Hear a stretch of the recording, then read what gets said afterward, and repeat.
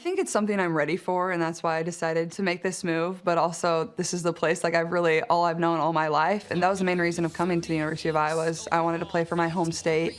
I wanted to do something that really had never been done before. This year, Caitlin Clark has proven to be one of the best basketball players in the league. For what it's worth, she has not only broken records, but in fact, she's done something that no one has done before, becoming the first player in Ncaa history to lead the nation in both points and assists in a single season. And even though it appears like she is right on track for the upcoming Olympics, everything seemed fine until this happened. No disappointment. Like I think it just gives you something to work for. It's a dream. Hopefully one day I can be there, and I think it's just a little more motivation. You remember that, and hopefully in 4 years, when 4 years comes back around, I can be there. Now that's some really sad news for Caitlin Clark's fans, especially considering the fact that everyone expected her to make the cut, and even more, that she had a blast at Indiana Fever.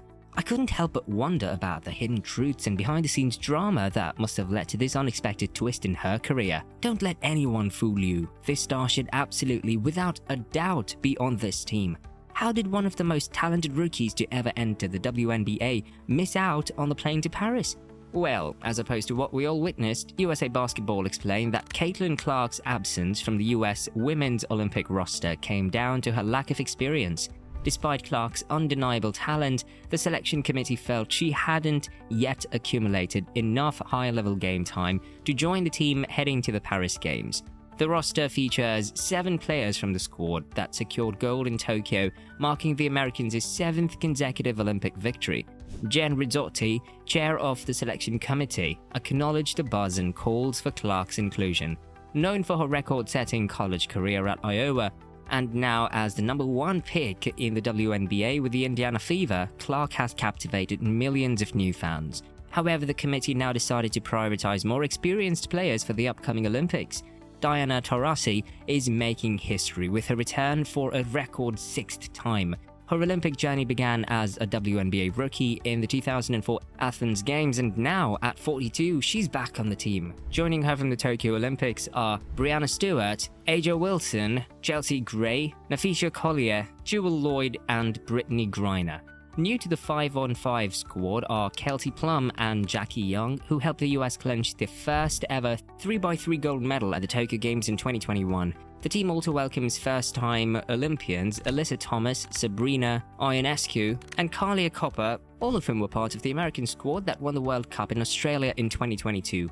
Clark wasn't the only star player left off the roster. Ariel Atkins, a professional at the Tokyo Games, didn't make the cut. Shakira Austin, Betnija Laney Hamilton, and Brianna Jones, who shined at the 2022 World Cup, were also left out of the squad. Alia Boston and Arike Ogunbowale, regulars at training camps, were similarly overlooked. Ogunbowale, in particular, has been on fire, averaging 26.4 points per game in the WNBA, making her the league's 2nd highest scorer. However, any of these players, including Clark, could still join as alternates if one of the 12 members of the team can't play. There's some uncertainty around Chelsea Gray's status, as the Las Vegas point guard hasn't played this season due to a leg injury from last year's WNBA Finals. Meanwhile, there was a strong case for including the 22-year-old Caitlin Clark on the Olympic roster, despite her limited professional experience. As a 2-time National Player of the Year at Iowa, she's poised to be a key player for Team USA in the future. Participating in the 2024 Summer Olympics would have been a valuable opportunity for her to adjust to international competition. However, Clark's current status don't make her selection a no-brainer. She's averaging 16.8 points on 37.3% shooting, with 5.3 rebounds and 6.3 assists. While solid, these numbers aren't outstanding, especially for a team with a 3-9 record. On pure performance, there are better American players available right now. The belief that Clark could significantly boost the appeal of women's basketball might be exaggerated. Unlike the 1992 Dream Team featuring Michael Jordan, which had a transformative impact, women's basketball is already on the rise globally. The 2021 gold medal game, for example, attracted 7.8 million viewers domestically. For her fans, it's a bitter pill to swallow. This player's presence on the court isn't just about points on a scorecard.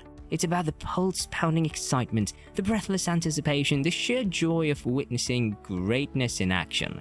But rest assured, this setback is but a chapter in a much larger script. because legends are never truly benched, they're just waiting for their next moment to shine.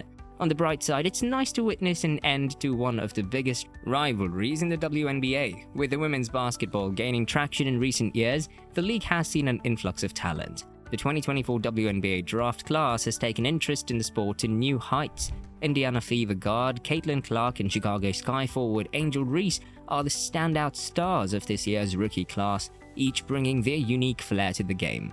The two were rivals back in college, notably during the 2023 Ncaa Tournament Championship when Reese's LSU Tigers triumphed over Clark's Iowa Hawkeyes.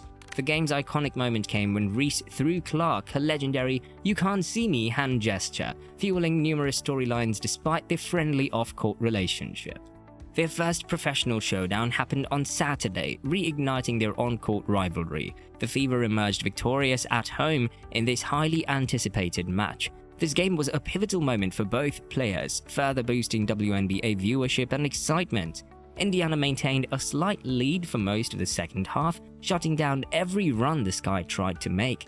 The Fever's solid team basketball down the stretch made the difference in the game. Clark, seeking revenge on Reese at the WNBA level, has now bested her in the last two matchups. Iowa's victory over LSU in the Elite Eight this past NCAA tournament adds to the ongoing saga. During the game, Clark took a hard hit from Ncaa Carter, knocking her on the ground. These tough moments are becoming routine for Clark as she adjusts to the WNBA. Clark finished with 11 points, 8 rebounds and 6 assists, while Reese ended with 8 points, 13 rebounds and 1 assist. Clark then went to the free throw line and once the quarter ended, spoke to ESPN. "Yeah, that's just not a basketball play," she said. "But you know, I've got to play through it. That's what basketball is about at this level." Days later, the buzz around the incident still hadn't died down. Fans found comfort in knowing that her younger brother Colin was living with her. Having family around has definitely helped Clark stay focused on basketball and tune out all the noise. Plus, it's a bonus that her boyfriend Connor McCaffrey is in Indiana working for the Pacers. Now more than ever, Caitlin Clark is a leading figure in the basketball world. The uproar following Ncaa Carter's blindsided foul on the WNBA's #1 overall pick has reached a fever pitch. Prominent figures from the basketball community have weighed in on the matter. American former basketball player and coach Nancy Lieberman didn't hold back. When asked about what she would have done if Carter had fouled her, the Hall of Famer admitted, "If I were Caitlin Clark, I would have punched her in the face." Meanwhile, Indiana Fever legend Tama Catchings said that the WNBA has to do a better job of protecting its players in an interview with USA Today. She even went further to acknowledge how good Caitlin Clark has become. However, every single game we're getting better, and I think Caitlin coming into our league, helping our players. We had the #1 draft pick last year. So Leah Boston, Caitlin Clark, Kelsey Mitchell, can't forget. We have some great players. So I'm excited about it. The attention of the WNBA has garnered since the new season began is unimaginable. While Clark is at the forefront of this wave, Reese has also made a significant impact. Both women continue to push forward as ambassadors for the WNBA, delivering incredible performances on the court. Their future matchups promise to be must-watch TV, keeping fans eagerly anticipating the next showdown. In the end, this saga is far from over, and one thing is clear: Caitlin Clark isn't backing down without a fight. Feel free to drop your thoughts in the comment section. Also, don't forget to drop a like and subscribe to this channel. Thanks for watching.